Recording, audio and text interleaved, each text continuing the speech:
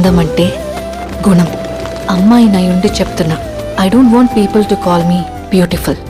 దాని బదులు నీది కష్టపడే తత్వం, నీలో కరుణ ఉంది, నీకు ధైర్యం ఎక్కువ, నువ్వు తెలివైన దానివంటే నాకు సంతోషం.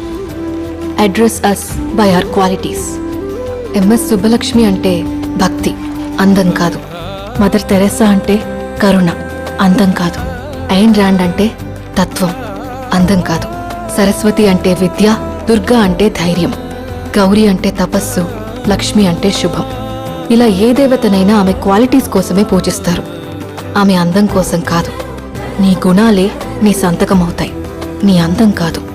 అందుకే ప్రపంచము మగాళ్ళలో కాదు, ఆడదే ఆడదాన్ని అందాన్ని దాటి చూసుకోగలగాలి. అలా అందాన్ని దాటి చూస్తే ఆడదానిలో ఒక సముద్రమే కనపడుతుంది.